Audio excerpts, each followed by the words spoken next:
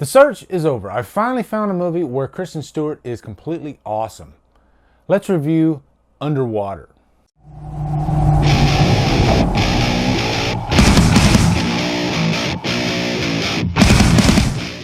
Underwater stars Kristen Stewart, Vincent Cassel, TJ Miller, and is directed by William Eubank. What is up, guys? It's January and we are already into 2020. It's time for another review for Underwater. First off, big thank you to Gabriel Lewis, who sent me this nice prom night t-shirt, one of my patrons. Thank you so much, good friend. Also, let me start off this review by saying I freaking love the 20th Century Fox logo when it comes to sci-fi horror. I don't know, I think the two just go hand in hand, and I'm glad this was a 20th Century Fox movie, and I know that's a very shallow thing for me to say, but it gives me goosebumps. It does. And if you have those two things, 20th Century Fox and sci-fi horror, I'm already in the door. I'm a big fan of sci-fi horror. I got my Alien Trilogy VHS box set up there. I just love good sci-fi horror. And one thing that was interesting about the trailer for this movie was it hints at the idea of it being a creature feature. I think they even show like a little snippet of the creature in the movie. And this will be a non-spoiler review, so I'm not going to tell you too much about that. I'll just tell you what I thought in terms of creature quality. But after the rating, I definitely want to talk about a couple of spoilers with this movie because they tie into my pros and cons. And so I want to get that stuff out there. So I'll give you my initial thoughts, but then stay after the rating if you've seen the movie or if you just don't mind spoiler stuff. But first off, quick plot synopsis. You have this crew that are like 7 miles underwater doing research. And I like that this movie starts off with literally a bang. You know, you have just Kristen Stewart waking up in the morning with her toothbrush, and then all of a sudden,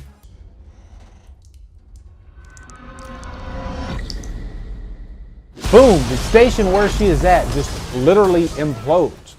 You know, because you have 80 tons of water down there. So like the slightest drop of water could cause a chain reaction and everybody's dead. And so she has to think quick to save herself, and she comes upon a couple other crew members, one being TJ Miller, who plays TJ Miller in this movie. We will get to that. But also one of the other crew members is the captain, played by Vincent Cassel. There's a few members in this movie, they don't have names. They never even bother to even give their names. But what you need to know is Kristen Stewart plays Nora. She is our main character of this movie. And so much like, you know, the Alien movies and, you know, Event Horizon, where you have this crew that they're in danger and they have to figure out how to get from point A to point B or just to save themselves, you know. Because anytime you're dealing with sci-fi horror, whether you're in space, whether you're underwater, it is very, very, very dangerous. And if you don't have all your ducks in a row, then you will be dead. You will implode, you will explode. Not good stuff. But in this one, they were trying to get to the robot, which is, I guess, basically the safety zone. It's this big, gigantic drill station.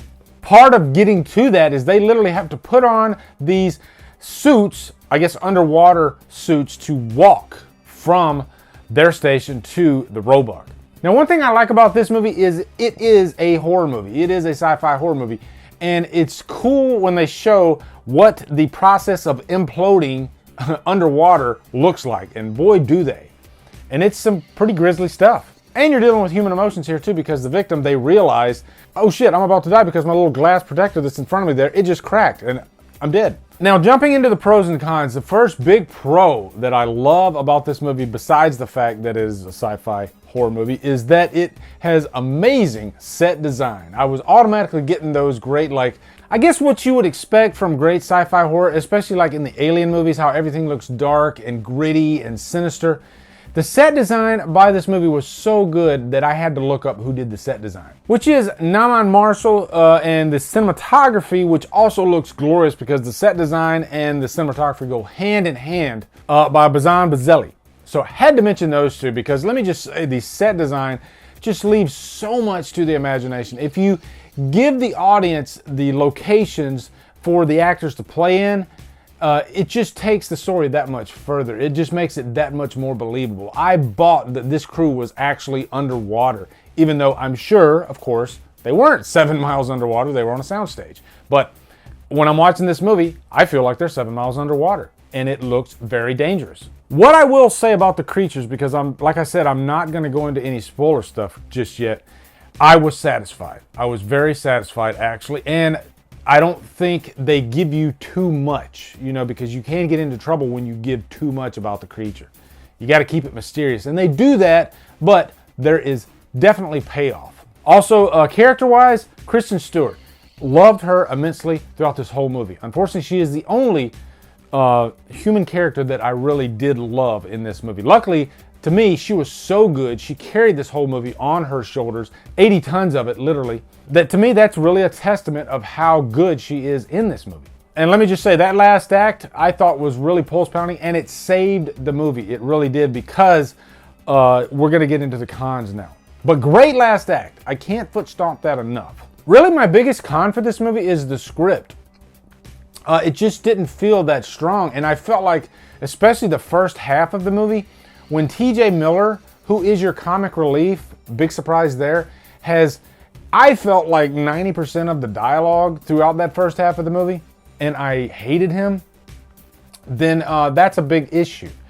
I wanted them to have a little bit more story-centric dialogue in the first half of the movie, maybe discussing about these creatures, not necessarily explaining exactly what they are, but at least have a dialogue between the characters trying to figure out what this is, because you do have characters that they have specialities in this movie. They are career-centric, just like you do in like the Alien movies. So you have that biologist character that could maybe ponder on what it is that they're dealing with, but really there was none of that.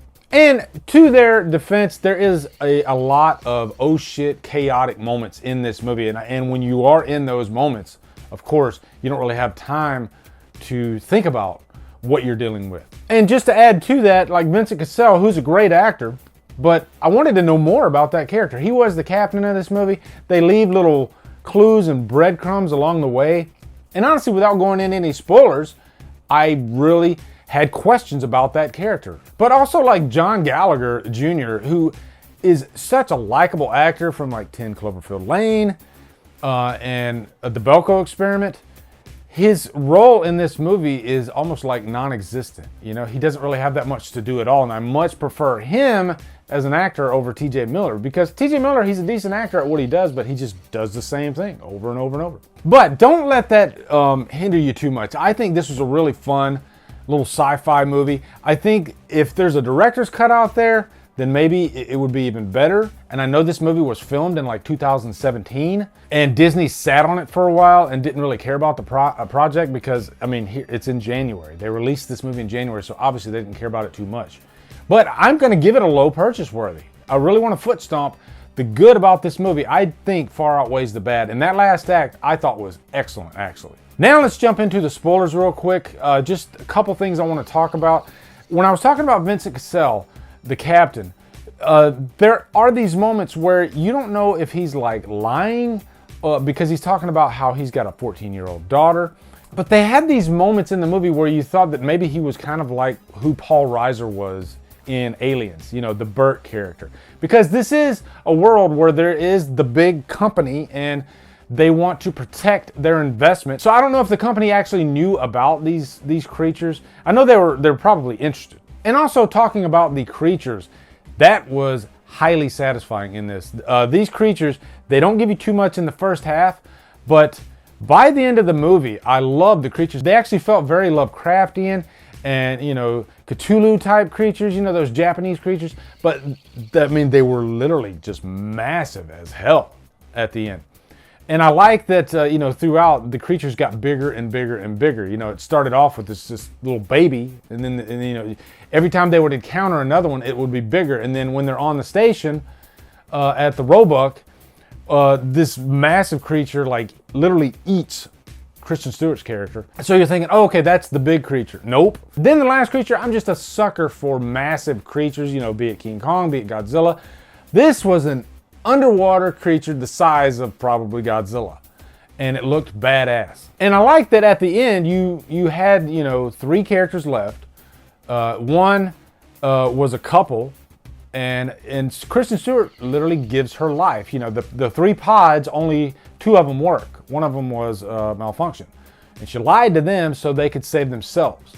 And ultimately, that makes Nora just such a great and likable character. And can't foot stomp enough how great Kristen Stewart was in this movie. So anyway, guys, that is my review for Underwater. Let me know your thoughts in the comments. Also, be sure to come over to Killer Flicks, where we talk horror all day and every day, and on Fridays we do Free for Fridays. Follow me at Drumdums on Facebook, Twitter, Instagram, and Letterboxd. Anyway, guys, thank you so much for watching. Have a great day, and Drumdum out.